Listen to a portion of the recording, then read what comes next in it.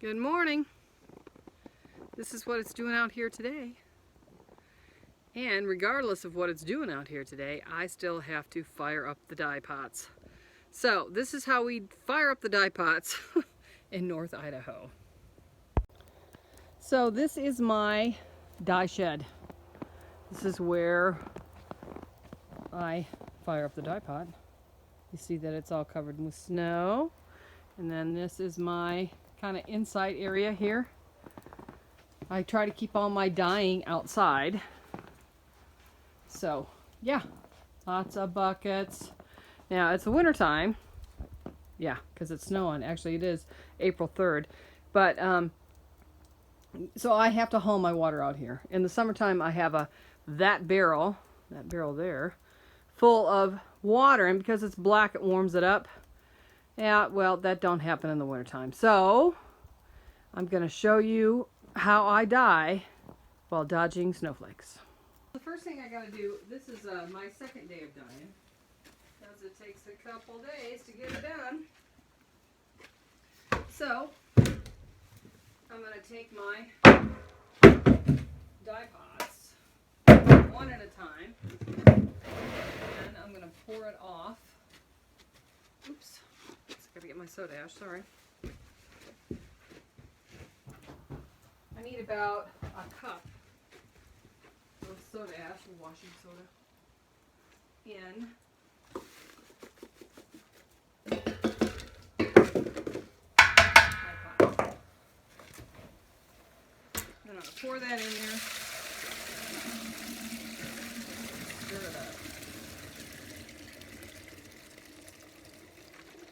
Now this is a lot nicer when it's warmer weather. But the other thing I do too is because I want to make sure this dye is even, and it tends to be, it's got a richer color on the bottom than it does on the top. So what I'm going to do is I'm going to flip this over. So on my second day of dye, the stuff that didn't get as much intensity, hopefully it'll get it as I flipped it. So I've got my wooden spoon. I'm going to stir this up. Now, here's the deal with dye. You want it to be warm, but not too hot. If it boils, you might as well throw it out. You've just ruined your dye. So it needs to be steamy enough to permeate the fiber, but if it's really super hot, then it makes it brittle. So warm and steamy, awesome. Too hot, not good. And if it boils, throw it out. Jill's words of wisdom. So I'm going to haul this over to the dye pot, and we're going to fire it up. A dye pot. Stick it on my burner, and I'm going to try to find the lid. Oh look, there's my spoon. And here's my lid.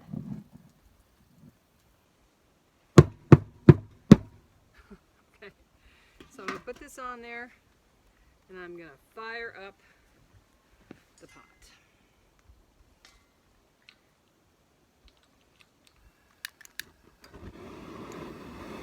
Okay, and I'm going to leave this on there for about 15 minutes. In the meantime, I am going to pull some reed. Because you gotta do something while you're out here when it's snowing. Alright, well, let's check out the dye pot. See if it's steamy. Oh yeah. See how it's kind of foaming at the top? That's probably about good enough. I am going to give this a little stir. Make sure I've got it mixed well. And then I am going to pour this bad boy back on that reed.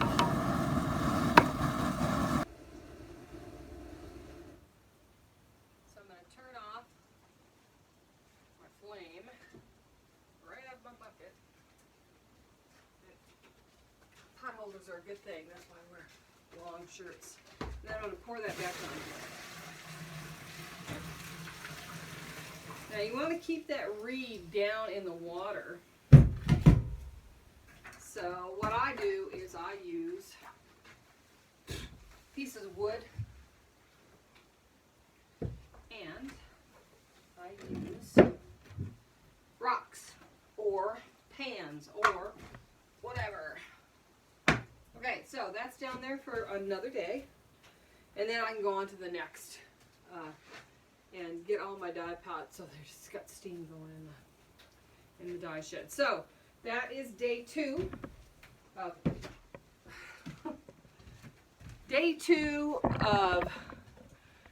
making dye in the dye shed at the Choate place in the snow in North Idaho, because it doesn't make any difference if it's snowing or raining. There's still weaving to be done, and in order to do that we have to have those dynamic colors. So meet me here tomorrow, hopefully with no snow, so we can do the 3rd day of the dye.